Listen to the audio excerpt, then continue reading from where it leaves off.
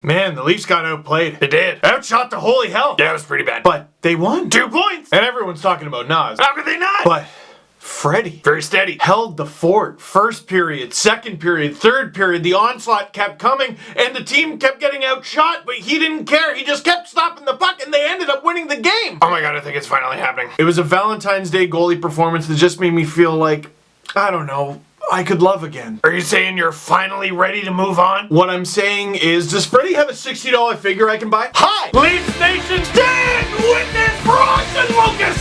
Full biblical! Austin Matthews is the Leaf! Why do I watch hockey? Stressfully, mostly. Victory puppies, boys! Victory puppies and victory puppies get victory treats. Okay, one for Naz and Kadri's hat trick. You tried to eat that early. And one for Freddie Anderson being a Toronto Maple Leaf. You guys are good boy. You're a good boy even though you barfed last night. You barfed like you had a 2-0 lead against Columbus. Can I do the video now or Iggy doesn't want to leave? Alright, this might just have to be how I shoot the video. You have a whole basement, you know. Leafs win! 6-3 over the Columbus Blue Jackets. Alright, okay, this frickin' team. I got to see the Leafs beat the Blue Jackets live on Valentine's Day, and good, because I'm starting to hate this team. How appropriate that on a day where rose sales go through the roof, the Thorns visit town. The first goal about 5 minutes in, I actually missed seeing live. Shout out to the Don Valley Parkway, you irredeemable sack of garbage. But I did get to see the replay. Dominic Moore coming in with Kasperi Kapanen, he throws it over. No, he does not. He backhands it past Jonas Korpisalo, 1-0 Leafs. Couple weird things about this goal. This was one of those goals where I was like, I can't tell if you're horrible or good. I'll say this, good on Dominic Moore for actually putting it on net. There were a few times in this game, and Kapanen was on the bad end of one of them, where he had a chance to shoot, and he didn't. With Dominic Moore here, if the pass gets through to Kapanen, yeah, you got a really good scoring chance. But you're on your backhand as it is, there's a defender right there, what are the odds it gets through? The Leafs are faced with this decision so often. If the pass gets through, there's a really high percentage that the shot will go in, but the chance the pass gets through is really low percentage. This goal was an example that even if it's a weak backhander, sometimes it's best to shoot. And I think it might have fooled Korpisalo because that should not have gone in. Another weird and extremely aesthetically pleasing thing about that goal, Moore scores assisted by Polak and Dermott. Moore's 5th goal, Polak's 5th assist, Dermott's 5th assist. High five, everyone. Just under 2 minutes later, I was in my seat for this one. Not the greatest goal in the world, but here's what I liked about it. JVR gets a chance, he's stopped, but he just keeps banging away at front, stabbing at the net. Puck comes loose to Kadri, he has the puck, and ooh. Screw it, I don't even feel bad. Did you see him in December? Kadri scores 2-0 Leafs. His 19th unassisted, but not really. He used Cupid's arrow. Wait a minute, Naz, why'd you have to know? No, this isn't good. This is terrible, this is really bad. The Leafs are in the worst position they could possibly be in. Up 2-0 on Columbus. Last season, final game of the season, the Leafs are up 2-0 on Columbus. They lose 3-2 and have to play the Caps instead of the Sens. Earlier this season, I was even there. They were winning 2-0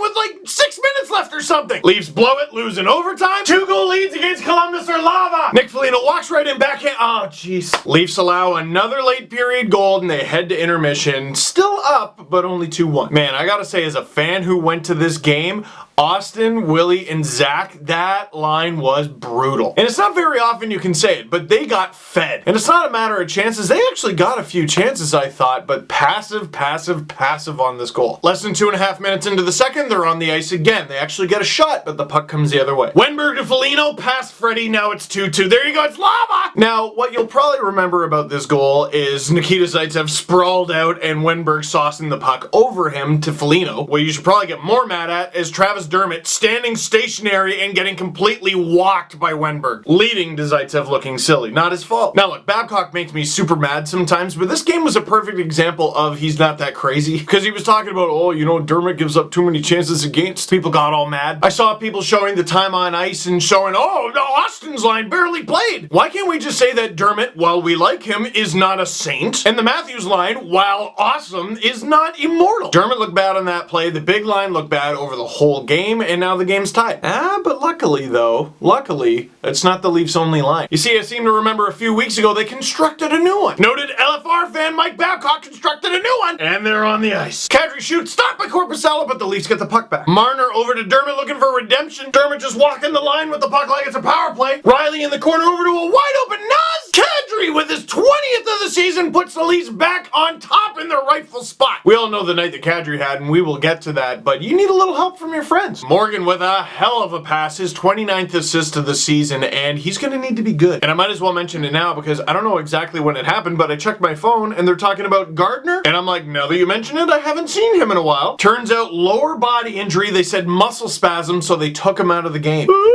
Just as he was getting really good. Why did this Gardner injury have to happen on Valentine's Day? Because there have been so many times where Gardner's played like a maniac and have been like, maybe the Leafs should just lose Gardner. And on Valentine's Day, he was finally like, you know what? Maybe you should. they'll come back and nothing without you. Look at the shot clock. If you don't do it for me, at least do it for Freddie. Losing Gardner really hurt the Leafs defense. But you know what's more fun than defense? Offense. Dermott breaks the puck out to Marleau, who fights to get the puck to Kadri. Kadri bursts in, sauces it across the Mitch. Marner, his 13th of the season, makes it 4-2 Leafs, 2-goal lead restored. 4 minutes later, Jack Johnson ping off the post and net. This is why I hate this team. The freaking Blue Jackets. They never go away. They're annoying and they're always face washing after the whistle. It's enough to make you look at the standings and become a Devils and Hurricanes fan.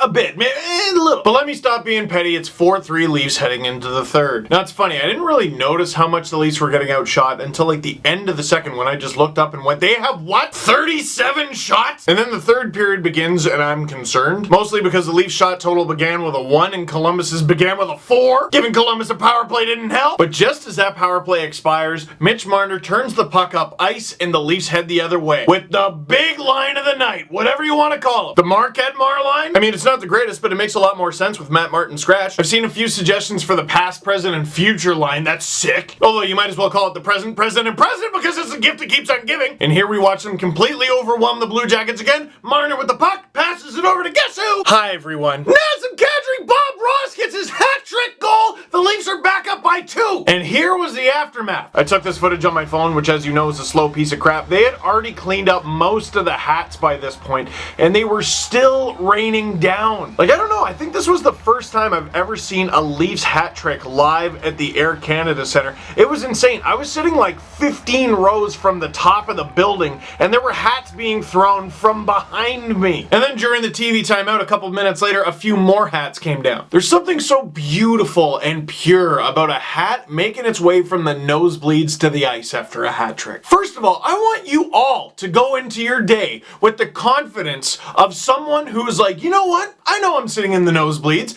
I'm gonna throw it anyway. Because they either had the confidence that their hat would make it down to the ice, or the confidence, the faith, the belief that one of their fellow fans would grab the hat and throw it for them. Hell, if you throw it from the nosebleeds, that's probably being touched by at least 3 or 4 people. If you're at the top of the nosebleeds, you're throwing it down, and then someone at the edge of the nosebleeds is throwing it all the way down to the second deck. They're gonna try to throw it and hit the ice, and they're not gonna make it. It's probably gonna hit the glass or something. And then someone at the glass has to throw it over. That might be the even more beautiful part, is that people did that. And I mean, you might as well. What are you gonna do? Keep someone else's hat? The lesson of this game really was sharing is caring. Riley to Kadri, Kadri to Marner, and Marner right back to Kadri. Because there's so many ways to draw love. And even though the 2-goal lead is restored, I'm looking up at the shot clock and going, there's a lot of time left. Freddie had to make some 10 bell saves. Corpusalo did 2 on Hyman. Freddie just made more of them. And the Blue Jackets pull their goalie way early because they need 2 goals. And then an interesting empty netter. Because Kadri's 5-point night was capped off by getting a secondary assist on an empty netter goal.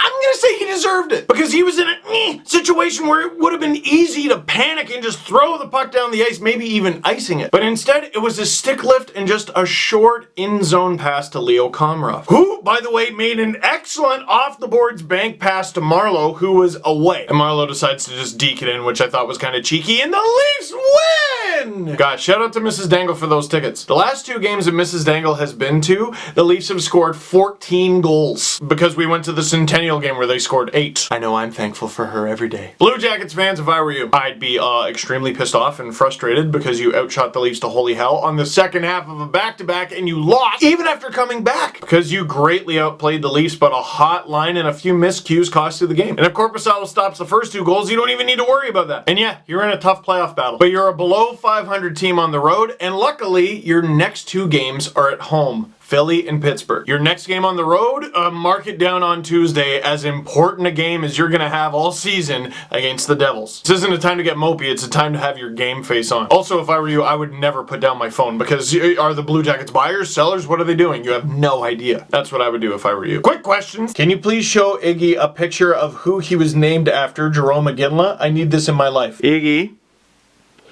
That's Iggy. What do you think about that? Look at him. Don't you see the resemblance? No, little man knows who his real daddy is. He doesn't care. What's the deal with JVR's declining ice time? 17 minutes, 12 minutes, 11 minutes, 10 minutes in the last 4 games. He's a net front presence on a team of shooters. Isn't this a bit odd? Well, no, it's not odd in the sense of I know exactly why Babcock's doing it and it makes some sense.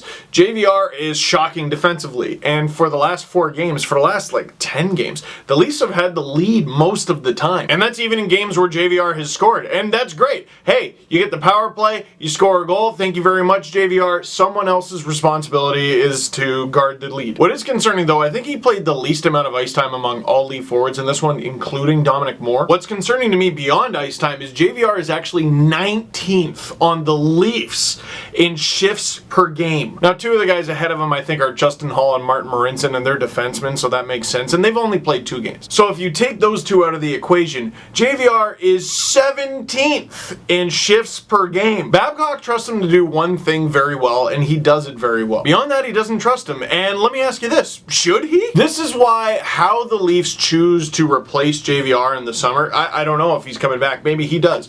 But if they choose to replace him, I'm fascinated to see how they do it. Because a lot of people have suggested Josh Levo is going to be the replacement for JVR. How? Well, Josh can certainly play 10 minutes a game, and he's a big body, knows how to score goals. I don't think that's ideal. I really have no idea what the Leafs are going to do. I know what I would do if I was Josh Levo. Practice tipping in pucks all summer long. How does it feel to be the one to predict how great Mark Hadmar would be? It's not really fair. I mean, a lot of people predicted it would be good. You know why? It's an obvious line! It always was! And you forget it addressed a couple things. I didn't know they'd be this good. Marleau, Kadri, Marner. It seemed like a great idea to me. But JVR, Bozak, Brown, I'm a lot less worried when they're out on the ice. You took a line that wasn't scoring and you made them into an offensive dynamo, and you took a line that was supposed to score you a lot of goals that didn't really and was on the ice for a lot of them. You improve both of them. The first line continues to be the first line with the exception of this game, and the fourth line is way better now. Weirdly, the Leafs are winning games. Is Nazem in fact the dream? Unless you're going for, is Nazem in fact the dream? No, not in this game anyway. No, in this one he was the thream. Also, I didn't discover this until after I finished shooting, but the basement is leaking something furious, including the blue room, so that sucks a lot. I would like it if that stopped. Oh, I definitely want to end on that note. So that is it for this one. Thank you very much for watching. Click like if you like this video. Click subscribe if you really liked it. Tell all your friends. Check out the link to my merch down below. You should definitely buy it and put it on your body. I'm going to be on the Fan 590 from 3 to 4 today on The Good Show. What else? I'm going to do Puck Talks tonight. I got a lot going on. Oh, brand new Panicle Pizza Steve Dangle podcast.